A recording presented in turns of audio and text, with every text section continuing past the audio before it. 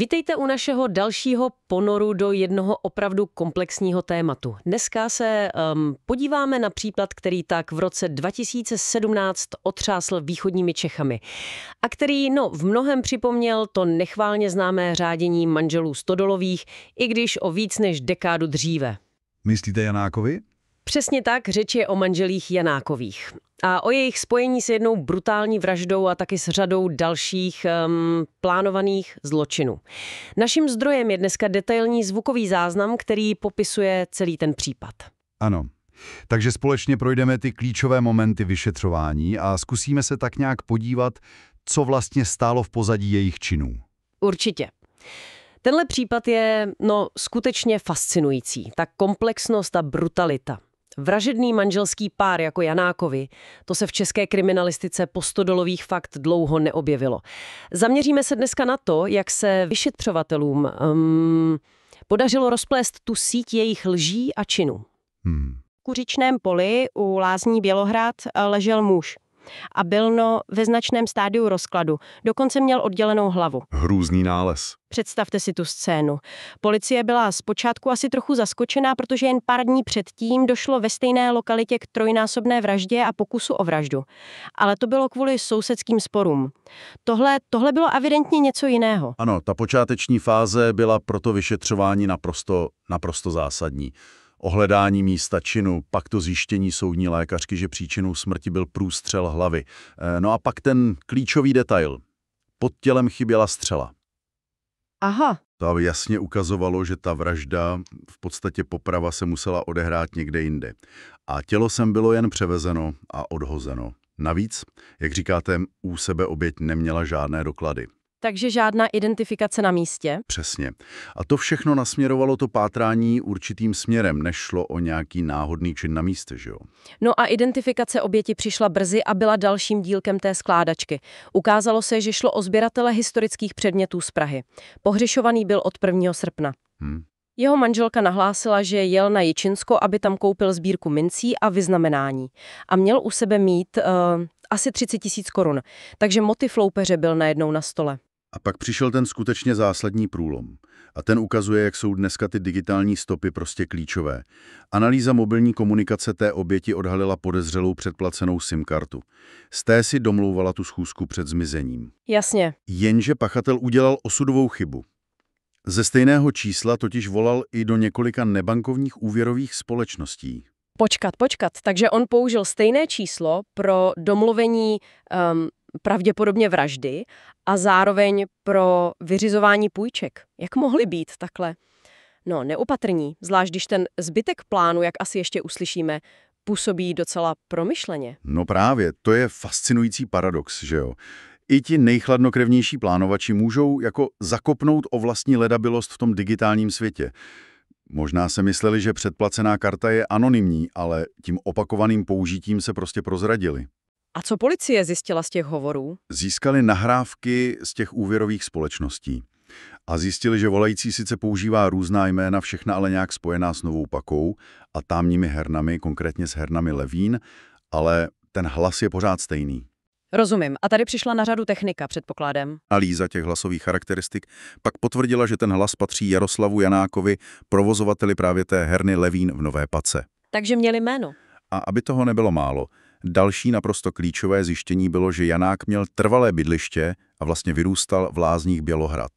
Dokonce bydlel v domě, který stál jen kousek od toho Kukuřičného pole, kde se to tělo našlo. Takže znal to místo dokonale. Přesně tak. Měl dokonalou znalost místa. V tu chvíli si kriminalisté řekli, máme ho. Všechno to do sebe začalo zapadat. Policie tedy Janákovi nasadila do hledáčku a kamerové záznamy z 31. července ukázaly, jak svým autem vezou z Jičína nějakého muže. Ano, ty kamery. Později odpoledne už bylo místo spolujezdce prázdné a Petra Janáková seděla vzadu. Navíc je kamery zachytily v obchodním centru při nákupu velkého množství čistících prostředků. Což bylo hodně podezřelé. Obrovsky. Podezření, že čistili krev v autě, bylo velké, takže padlo rozhodnutí a 5. srpna 2017 je zásahová jednotka zadržela. Paradoxně teda u školky, kam zrovna odvedli dítě Janákové z prvního manželství. Výslechy začaly prakticky okamžitě. Janák se zpočátku držel lži. Tvrdil, že sběratele jen vysadili na nádraží v Nové Pace, protože se nedohodli. Klasika. Jenže když mu vyšetřovatelé předložili důkazy, hlavně ty kamerové záznamy, tak začal být nervózní. A pak přišel ale naprosto nečekaný obrat. Janák ukázal na svou manželku a řekl: Petra střílela. Neuvěřitelné, takže hodil vinu na ní? To muselo úplně změnit dynamiku toho vyšetřování, ne? Přesně tak. Byl to psychologický zlom. Do té doby, víte, nikdo asi úplně nečekal, že hlavní aktérkou mohla být žena. Najednou se pozornost upřela na Petru Janákovou. Oba pak souhlasili s rekonstrukcí činu, což je vždycky silný moment vyšetřování. A jak ty rekonstrukce probíhaly, co říkal Jaroslav Janák? Jaroslav Janák při své rekonstrukci popsal, jak si Petra ráno před tou vraždou trénovala střelbu, prý aby si osahala zbraň. Trénovala střelbu? Ano. Byli prý domluvení, že ona bude střílet. Cestou na vytipované místo je pak vyrušilo nějaké auto, museli počkat. O kousek dál už ale Petra v autě vystřelila. Janák pak popsal, jak to tělo odtáhl do té kukuřice. A Petřina verze. Ta byla asi ještě drsnější, že? Byla mrazivější v detailech, to ano. Potvrdila tu střelbu v autě, popsala, jak měla v manželově tašce nabitou a odjíštěnou pistoli. Na jeho pokyn, ať míří na hlavu, že to bude nejrychlejší, tak prý zvedla ruku pod strop auta, aby nebyla vidět ve zpětném zrcátku, a vystřelila shora dolů. Panebože. Oběti prý okamžitě klesla hlava a začala silně krvácet. Dokonce tvrdila, že když šla na manželův pokyn prohlévat tělo, tak slyšela oběť chroptět. To je naprosto chladnokrevné. A co ty peníze a další věci? Našly se? Janák se přiznal, že se na to místo druhý den vrátil sám, vzal oběti telefon, doklady a těch 34 000 korun z ledvinky. Kriminalistům pak ukázal, kam ty věci schoval a kam zahodil ten telefon, co použil ke komunikaci. A domovní prohlídky? Ty mezitím odhalily další důkazy, nelegální zbraně, střelivo, sbírku neonacistických předmětů a hlavně to auto. Auto se stopami krve a průstřelem v přihrádce u spolujezdce. Ale tím to zdaleka neskončilo, že? Pak se ukázalo, že tahle vražda nebyla jen nějaký ojedinělej zkrat. Vůbec ne.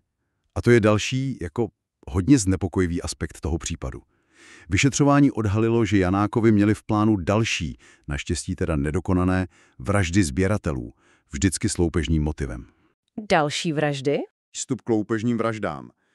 A to posouvá jejich motivaci za hranice pouhé finanční tísně, že jo? Jaké další plány konkrétně měli? Například připravovali vraždu sběratele známek v Uhlířích. A to dokonce ve stejný den, kdy zabili toho Pražana. Ve stejný den? Ano. Ale ta oběť na poslední chvíli vycouvala, protože se jí to místo schůzky nějak nezdálo. Ta prozřetelnost mu zřejmě zachránila život. Pak taky plánovali zabít sběratele nacistických odznaků. A jaký tam měli plán? Podobný? Ten modus operandi měl být takový, že Janák rozsype kopie odznaků v kufru auta. Když by se ten sběratel sklonil, aby si je prohlédl, tak by ho Petra střelila ze zeru do hlavy. Hrůza. I tahle oběť měla neuvěřitelné štěstí. Večer před schůzkou přišla o řidičák kvůli alkoholu a musela to setkání zrušit. 2 zachráněné životy díky náhodě. To je fakt síla. Ale zdroje zmiňují i další zločiny, tentokrát s komplicem a asi i jiným motivem. Ano, Janákovi evidentně nutně potřebovali peníze kvůli dluhům a hledali další cesty. Tehdy se policii přihlásil Ludek V., zaměstnanec jejich herny Levín. A tvrdil, že se ho Janákovi pokusili 2krát zabít. 2krát? Proč? Kvůli pojistnému podvodu. Tenhle ďábelský plán měl Janák vymyslet společně s pojišťovacím agentem Martinem Herzánem, dalším kumpánem z herny. Toho Luďka V. nejprve dobře pojistili. Takže pojistný podvod a jak ho chtěli zabít? No, první pokus se odehrál u kostela v Byšičkách. Janák tam Luďka V. vylákal pod záminkou, že budou vykrádat kostel. A pak ho srazil autem. A přežil to? Přežil. Měl jen poraněnou nohu. Paradoxně mu Janák předtím dal reflexní vestu a baterku. Zřejmě, aby ta pojistka mohla být vyplacená jako nehoda. To snad není možný. A druhý pokus? Ten byl ještě zákeřnější. V herně mu dali do kávy prášky na spaní, naložili ho do starého auta a v serpentinách ho strčili ze svahu. Jenže auto narazilo do stromu a Luděk V. opět přežil. Ten člověk má snad 9 životů. Jak na to reagovali Janák a ten Herzán? Janák se k tímhle pokusům při výslechu přiznal, zatímco Herzán všechno popíral. Janák dokonce přiznal, že s Herzánem plánovali pojistit a zabít i jeho vlastní manželku Petru. I vlastní manželku? Tak to pro ně muselo být dost nepříjemné zjištění během vyšetřování. To si dovedu představit. Pro usvědčení Herzána pak byla klíčová přímá konfrontace s Janákem a hlavně nahrávky jejich telefonátů. Tam dost cynicky mluvili o nesmrtelném Luďkovi V. A aby toho nebylo málo, tak Janák prý dokonce scháněl pronájem hrobek. To zní děsivě. Ano, operativci zjistili, že aktivně obcházel Hizbitovi v okolí Nové Paky, včetně toho v Byšičkách, a poptával pronájem hrobek. To samozřejmě vyvolalo obrovské obavy, jestli nemají na svědomí ještě další neodhalené oběti. A potvrdilo se to? Tohle podezření se naštěstí nepotvrdilo, aspoň pokud víme. Pak tedy přišel soud, jaké padly tresty? Soudní proces proběhl na podzim 2018. Krajský soud v Hradci Králové byl nekompromisní a udělil oběma Janákovi doživotí. Martinu Herzánovi vyměřil 8 let. Doživotí pro oba. Ano. Ale odvolací soud v březnu 2019 ty tresty pro Janákovi překvapivě zmírnil. Petra dostala 30 let, Jaroslav 28 let, Herzánův trest 8 let byl potvrzen. A právě když se zdálo, že je ten případ uzavřený, přišel naprosto šokující zvrat. V červnu 2019, jen pár měsíců po tom pravomocném rozsudku, byla Petra Janáková propuštěna na svobodu. Jak je tohle vůbec možné? No, důvodem bylo její těhotenství. Byla v 6. měsíci. Ukázalo se, že existuje paragraf 325 trestního řádu, který nařizuje povinné přerušení výkonu trestu u těhotných žen až do 1 roku věku dítěte. Takže legální klička. Přesně tak. Legální klička, kterou využila. Pro kriminalisty i veřejnost to byl absolutní šok, panovaly reálné obavy o bezpečnost, že jo? Vždyť na svobodu se dostala pravomocně odsouzená vražděkyně. Mezitím se ještě stihla rozvést a změnit si příjmení na Nová. To musela být extrémně napjatá situace. Co se dělo dál? Jak to policie řešila? Bylo to velmi, velmi vypjaté. Janáková, teď už teda Nová, navíc obvinila dozorce z vazební věznice ze znásilnění. To začala vyšetřovat Generální inspekce bezpečnostních sborů. Takže další komplikace. Ano, policie měla obavy, že bude otěhotnět opakovaně, aby se trestu vyhýbala, nebo že prostě uprchne do zahraničí. Tlak veřejnosti byl taky obrovský. Jak se o celé nakonec rozuzlilo? Kdo byl otcem? Definitivní tečka přišla po porodu. Testy DNA jednoznačně prokázaly, že otcem dítěte není ten obviněný dozorce, ale spoluvězeň z vazební věznice. Spoluvězeň. Jak? Spekulovalo se o takzvaném koňování, tedy že jí sperma poslal přes okno na provázku, třeba v gumové rukavici nebo tak nějak. Neuvěřitelné. Tím pádem bylo jasné, že si to obvinění ze znásilnění vymyslela a byla obviněna z křivém obvinění. Takže její plán, jak zůstat na svobodě, nakonec selhal? Policie byla na tuhle variantu připravena. Jakmile uplynulo 6 nedělí, tak s ohledem na zdraví dítěte i matky podali okamžitě žádost o vzetí do vazby. Právě kvůli tomu křivému obvinění. A soud? Soud žádosti vyhověl a Petra Novák, dříve Janáková, putovala rovnou z porodnice zpátky za mříže. Za to křivé obvinění jí pak soud k tomu půrodnímu 30letému trestu za vraždu přidal ještě další 2 roky. Takže teď má 32 let. Jak vlastně vyšetřovatelé hodnotili osobnosti Janákových po tom všem? Co o nich říkali? Popisovali je jako absolutně bezcharakterní, chladné jedince. Bez špetky empatie. Zdůrazňovali inteligenci Petry Janákové, její dominanci v tom páru a schopnost plánovat, což opět, jak už jsme říkali, silně připomíná tu dynamiku u manželů Stodorových.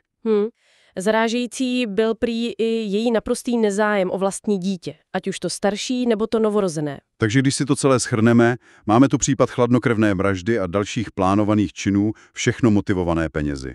Viděli jsme tu složitost vyšetřování, kde klíčovou roli hrály moderní technologie jako analýza SIM-karet a hlasu. Ale i ta klasická policejní práce. Ano, jako využití místní znalosti pachatele. A nesmíme zapomenout na ten neuvěřitelný zvrat s těhotenstvím a využitím té mezery v zákoně. Přesně tak. Ta motivace byla zřejmě takovou toxickou směsí finanční tísně, bezohledného kalkulu a naprosté absence empatie. A nutí nás to přemýšlet, jak snadno někteří jedinci dokážou překročit tu hranici k extrémnímu násilí. A to kvůli relativně malým částkám. A jak dokáží manipulovat systémem ve svůj prospěch. Je to opravdu mrazivá ukázka toho, čeho jsou někteří lidé schopni. A možná to vyvolává takovou otázku, kterou si můžeme odnést k zamyšlení. Co nám tento případ říká o naší schopnosti nebo možná neschopnosti rozpoznat takto nebezpečné jedince v našem okolí dříve, než se jejich plány stanou tragickou realitou? Jsou nějaké varovné signály, které třeba přehlížíme?